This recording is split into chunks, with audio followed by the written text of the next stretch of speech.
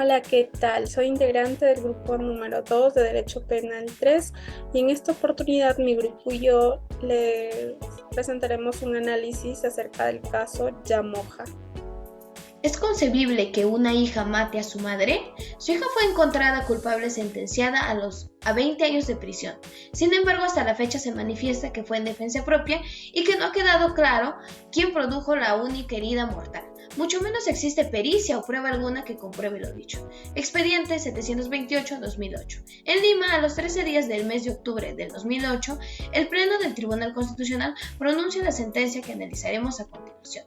Asunto: el recurso de agravio constitucional interpuesto por Juliana Flor de María Yamoja contra la sentencia expedida por la Primera Sala Penal para reos en la cárcel de la Corte Superior de Justicia Lima, cuyos antecedentes son que con la fecha 3 de noviembre del 2007 la recurrente interpone una demanda de habeas corpus contra los vocales integrantes de la Tercera Sala Penal con reos en la cárcel de la Corte Superior de Justicia Lima y contra los vocales integrantes de la Primera Sala Penal Transitoria de la Corte Superior de Justicia de la Región. Refiere que en el día de los hechos solo procedió a defenderse, ya que estando en la cocina la oxisa le lanzó violentamente 2 cuchillos, los cuales logró esquivar, que luego empuñando un tercer cuchillo la persiguió alrededor de la mesa, alcanzándola en una esquina. Después del contexto del forcejeo y lucha a ciegas, al haberse apagado la luz, razón por la cual ambas tuvieron heridas accidentales, ya que con relación al fondo la oxisa presentó 60 heridas, todas superficiales y 3 profundas, que fueron fatal para la oxisa, mientras que su persona solo obtuvo 22 heridas aproximadamente. Sin embargo, indica el juzgador que solo se valoró 4 de ellas. En efecto, no ha quedado comprobado que produjo la única herida mortal, mucho menos existe una pericia en prueba que afirme que dicho acto, en fundamentos de acuerdo a la demanda de habeas corpus de autos, el objeto en el cual el auto tribunal declare la nulidad de la sentencia condenatoria de fecha del 26 de julio de 2006 y su confirmatoria ejecutoria suprema de fecha del 22 de enero del 2007, ambas recaídas en el proceso penal contra el accionante por el delito de parricidio, expediente número 3651-2006, así como se le ordene su inmediata libertad. Por cuanto, según aduce, vulnera su derecho a la tutela procesal efectiva, lo que denuncia el accionante es la afectación a su derecho a la debida motivación de las resoluciones judiciales sobre ella, incidir en el análisis y el control constitucional de este colegiado. Habeas corpus contra resoluciones judiciales. La Constitución establece expresamente en su artículo 200, inciso 1, cuerpos que procede ante hecho u omisión por parte de cualquier autoridad, funcionario o persona que vulnere o amenace la libertad individual o los derechos conexos a ella. A su vez, el Código Procesal Constitucional establece en su artículo 4, segundo párrafo, que el habeas corpus procede cuando una resolución judicial firme vulnere en forma manifiesta la libertad individual y la tutela procesal efectiva. En el caso constitucional de autos en el proceso penal seguido contra la autor expediente 365-2006, ha establecido restricciones al pleno ejercicio de su libertad individual, tras dictar definitivamente una sentencia condenatoria de pena privativa de libertad.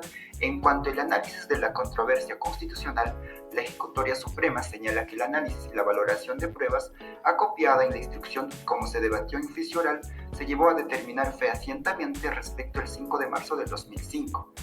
Con el voto dirimente del magistrado Javier Román Santisteban, que señaló en primer lugar, luego de las agresiones verbales, se inició la pelea entre la acusada de Juliana Yamoja y su madre.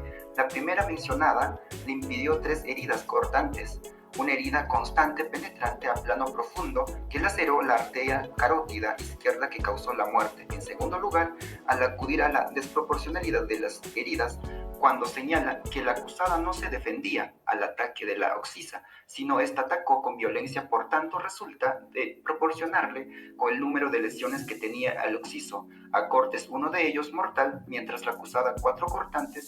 En tercer lugar, la sala apeló a las reglas de la lógica y la experiencia que le agredió a su madre, un indubitable animus metan a oficio del Tribunal Constitucional de la sentencia, la que incurre en 2 supuestos de indebida motivación y de las resoluciones judiciales.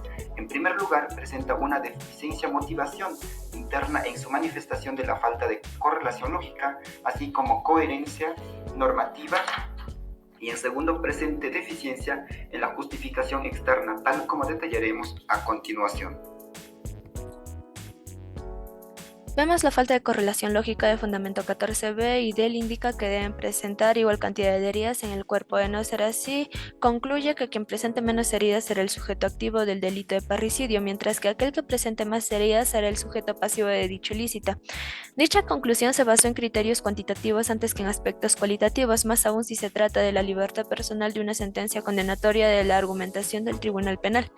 El colegiado institucional observó que las conclusiones que se extraen a partir de las premisas son arbitrarias y carentes de sustento lógico y jurídico, pues exceden los límites de la razonabilidad, por lo que existen suficientes elementos de juicio que invalidan la decisión, por ser arbitraria y carente de un mínimo de correlación racional no ajustada al principio de interdicción de arbitrariedad del artículo 3, 43 y 44 de la Constitución, y la debida motivación de las resoluciones jurídicas, artículo 139, inciso 5 de la Constitución. Falta de coherencia narrativa.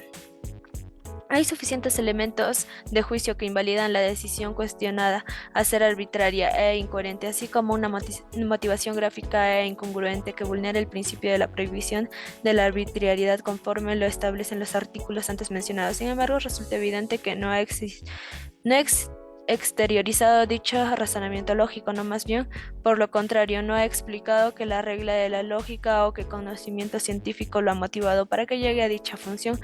El colegiado constitucional considera que definitivamente la sentencia que está impugnando no se encuentra dentro del ámbito de la sentencia estándar, como lo mencionó mi compañero anteriormente.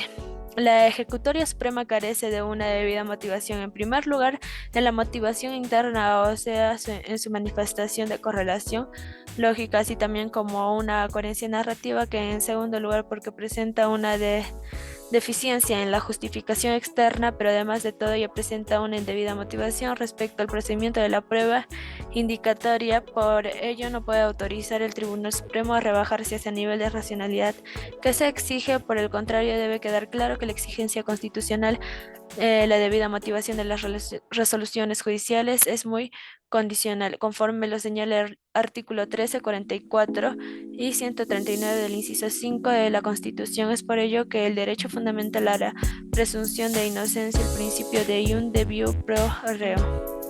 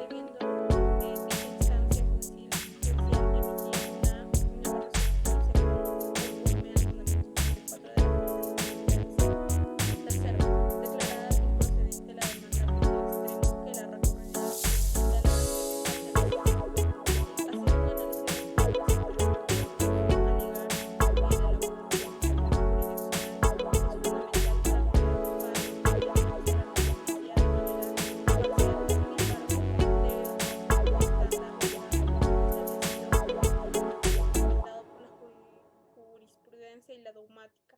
Por lo tanto, es necesario que las resoluciones judiciales estén debidamente motivadas, fundamentadas en un razonamiento jurídico claro y eficiente, respaldado por pruebas y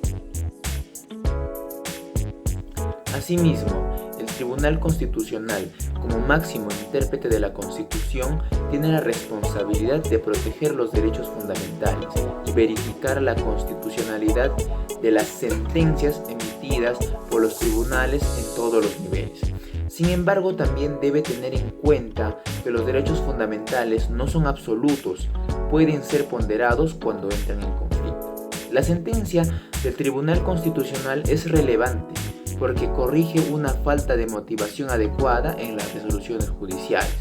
Establece estándares para que los jueces, en cuanto a las técnicas de interpretación constitucional, exigiendo coherencia entre la complejidad del caso y la argumentación presentada.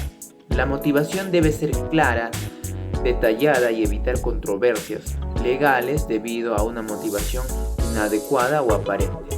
Los procesos judiciales complejos representan un desafío adicional para los jueces, ya que requieren un análisis exhaustivo de todos los elementos del caso para comprender plenamente los hechos y tomar decisiones fundamentales. Estos casos también ofrecen la oportunidad de establecer conceptos constitucionales relacionados con la debida motivación, permitiendo superar con éxito los controles de constitucionalidad, de razonabilidad, coherencia y suficiencia. De lo contrario, las sentencias pueden ser anuladas. En conclusión, la falta de motivación adecuada en las sentencias judiciales es contraria al contenido constitucional. Deficiencias en la motivación interna o externa, la falta de motivación sustancialmente incongruente, son aspectos que invalidan una sentencia. En el caso específico analizado se observaron deficiencias en la corrección lógica, incoherencia narrativa y falta de argumentos de justificación externa, lo cual pone en manifiesto la necesidad de que los jueces reciban capacitación en razonamiento jurídico y argumentación constitucional.